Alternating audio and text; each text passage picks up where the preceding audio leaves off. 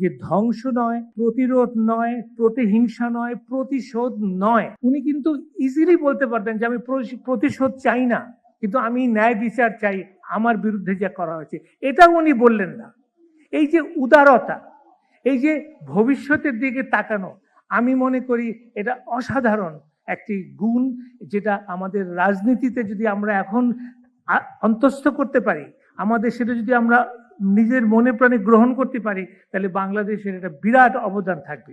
প্রধানমন্ত্রী খালেদা জিয়ার সঙ্গে আমার দেখা হয়েছে এবং উনি আমাদের এই স্বাধীন সাংবাদিকতাকে যে কত মনে প্রাণে শ্রদ্ধা করতেন, এবং her sense of tolerance, her sense of accepting diverse views, her capacity to accept criticism, আমি স্বাধীন সাংবাদিক হিসাবে আমার মন জয় করেছে, আমার মনে ওনার গভীর শ্রদ্ধার জায়গা করে দিয়েছে। মাননীয় সভাপতি, অনেক গণ্যমান্য ব্যক্তিরা এখানে আছেন, আমি আজকে এই শোক সভায় অংশগ্রহণ করতে পেরে নিজেকে অনেক সম্মানিত বোধ করছি।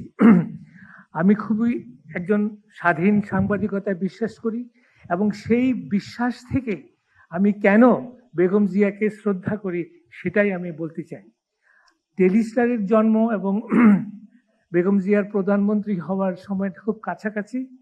আমি একজন ইয়াং সাংবাদিক হিসাবে তখন বেশ বলতে পারেন যে believing in the value of independent journalism, যে সরকারকে সবসময় একটা প্রশ্নের মধ্যে রাখবে, সরকারকে অ্যাকাউন্টেবল করবে, এবং সেই স্পিরিটে আমি তখনকার সাংবাদিকতা করেছি।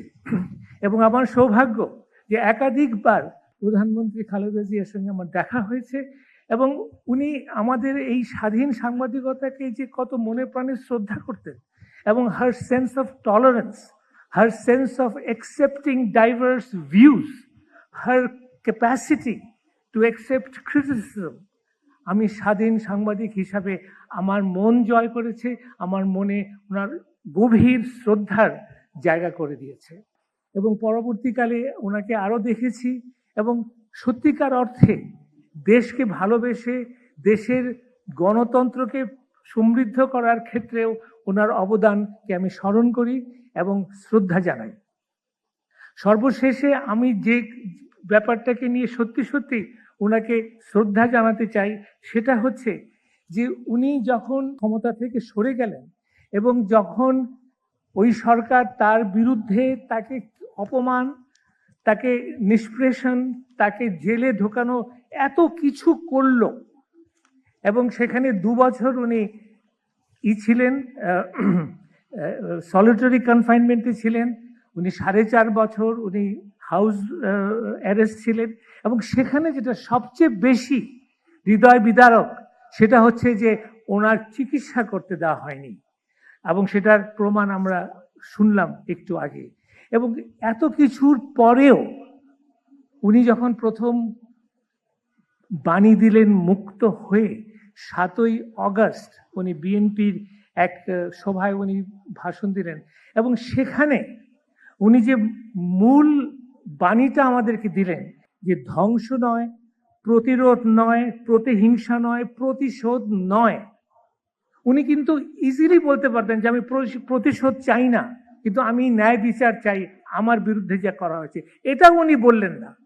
এই যে উদারতা, এই যে ভবিষ্যতের দিকে তাকানো, আমি মনে করি এটা অসাধারণ একটি গুণ, যেটা আমাদের রাজনীতিতে যদি আমরা এখন অন্তঃস্থ করতে পারি, আমাদের সেটা যদি আমরা নিজের মনে প্রাণে গ্রহণ করতে পারি, তাহলে বাংলাদেশের একটা বিরাট অবদান থাকবে।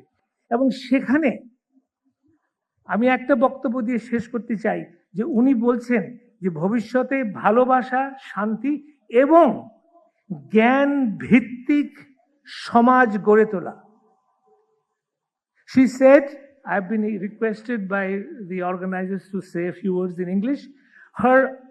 One of her last message to the society, to the country, to the nation was that we need a future generation the society should be knowledge based.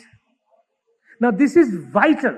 আমি অন্তর থেকে বলতে চাই যে বাংলাদেশকে আমরা ভালোবাসি, বাংলাদেশকে আমরা অন্তর থেকে ভালোবাসি।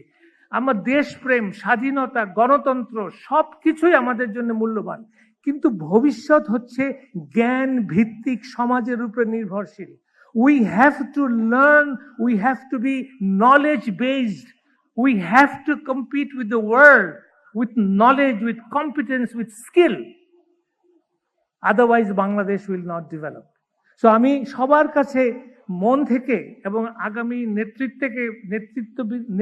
নেতৃত্বকে বলবো, নেতৃবৃন্দকে বলবো যে এই যে খালেদা জিয়ার যে শেষ বাণী জ্ঞান ভিত্তিক সমাজ, আমরা যেন এটা অন্তরে সবার ভেতরে আমরা উপলব্ধি করি। The future of Bangladesh depends on a knowledge-based society. You have seen how the world has changed with artificial intelligence in the last 10 to 15 years. So much is transforming, and it is based on knowledge, on skill, on competence, and that is where we have to go for the future of Bangladesh.